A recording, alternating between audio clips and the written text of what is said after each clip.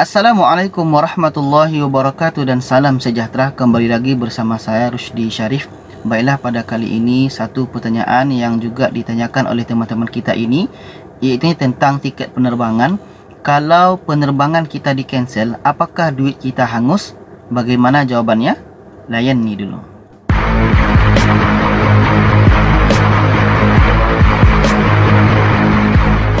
Jadi teman-teman semua, berkenaan dengan penerbangan ini, tiket penerbangan ini khususnya AirAsia ya, karena banyaknya pembatalan penerbangan oleh pihak AirAsia, karena mereka mungkin melihat kepada keadaan terkini, apakah belum mendapat izin ataupun mungkin dalam masalah teknikalnya. Jadi tak kisahlah sebab apa mereka mengcancel pembatalan tiket, pembatalan penerbangan. Jadi bagaimana dengan status penerbangan kita? Apakah duit kita itu, apakah tiket yang sudah kita beli itu duitnya hangus? Tidak. Kalau kita beli tiket secara online, itu akan lebih memudahkan kita ya. Karena kalau kita beli online, itu tidak akan hangus dan bisa kita kembalikan duit itu dalam bentuk credit account. Credit account ni adalah sebentuk saldo ya, sebentuk top up. Jadi seperti kita menyimpan top up yang ada di handphone kita. Setiap kita masukkan top up saldo, kita masukkan 10,000, kita masukkan 20,000, 30,000. Jadi kita nggak pakai nih saldo ini. Kita nggak pernah pakai, kita nggak pernah call orang, kita nggak pernah gunakan untuk chat orang.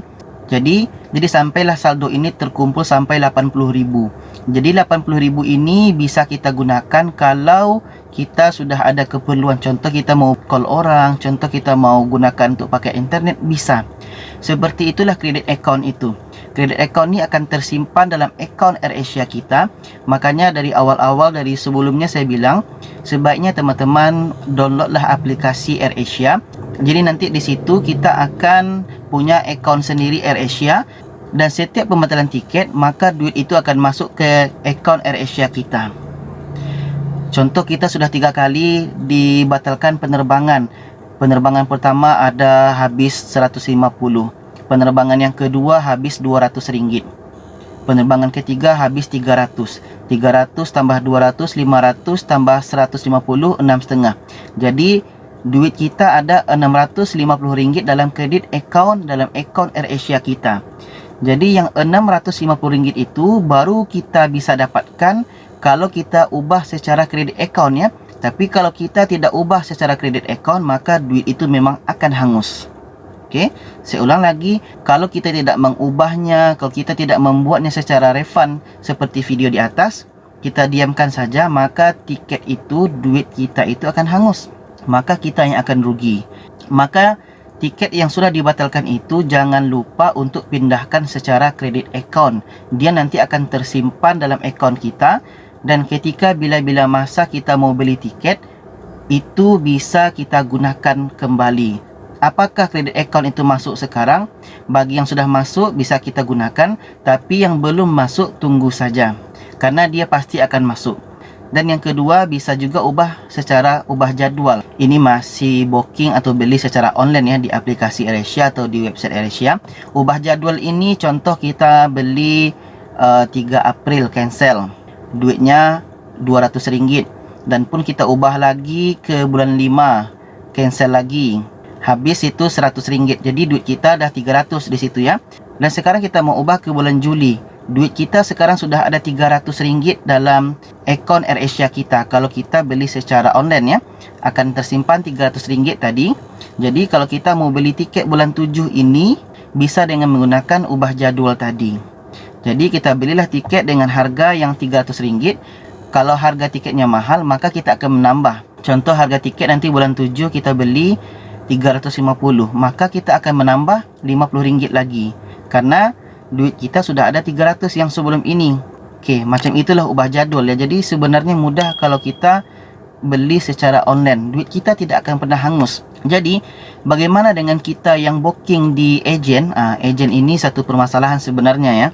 Kebanyakan teman-teman kita ini tidak berpuas hati dengan ejen, karena ada beberapa di antara teman kita ini yang mereka booking di ejen, tapi mereka menguruskan secara betul.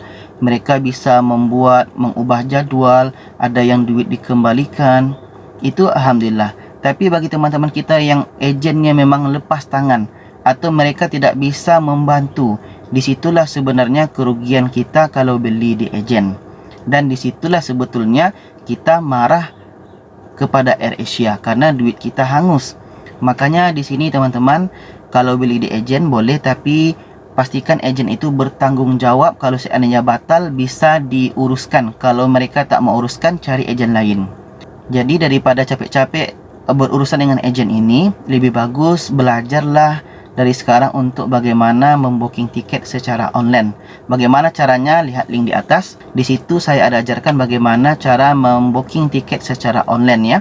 Jadi nanti kalau kita sudah booking secara online, kalau tiket kita dibatalkan tidak masalah, karena bisa direfund, dikembalikan secara kredit account seperti pulsa tadi atau top up atau ubah jadwal. Jadi kita mudah nantinya kalau kita beli tiket secara online ini. Kalau ada teman-teman yang ingin saya bantu tentang cara refund tiket ini, boleh. Saya tinggal di Kajang, teman-teman boleh jumpa saya di Kajang ini. Kita buat temu janji, kita bertemu di mana, saya akan bantu teman-teman untuk cara booking tiket. Yang kedua, cara membuat kredit account atau ubah jadwal nih. Seandainya teman-teman tidak bisa, saya akan bantu. Tapi kalau saya bantu dari jauh sini saya tidak bisa, karena teman-teman mesti harus punya dulu aplikasi AirAsia. Kalau sudah ada, kadang cara refund tiket itu pun beda. Dia harus lihat di handphone itu dulu. Jadi kalau teman-teman ada kesempatan, main-mainlah ke Kajang. Saya akan bantu teman-teman untuk menguruskan tiket ini. Teman-teman yang duduk di Kajang, boleh kita jumpa di Kajang. Apakah di Bangi? Kita buat temu janji, insyaAllah saya akan bantu. Kalau saya ada kosong, saya akan bantu, saya akan coba semampu saya. Jadi itulah informasi yang bisa saya kongsi pada hari ini. Mudah-mudahan bisa memberikan pencerahan kepada kita semua dan bisa memberikan manfaatnya. Dan jangan lupa share video ini kepada yang lainnya supaya lebih ramai yang tahu. Terima kasih. Wassalamualaikum warahmatullahi wabarakatuh.